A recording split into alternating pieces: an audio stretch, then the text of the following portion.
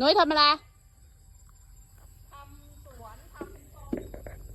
หวานปอเทืองค่ะ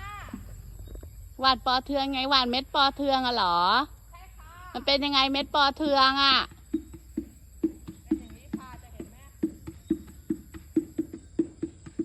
เพื่ออะไรอะ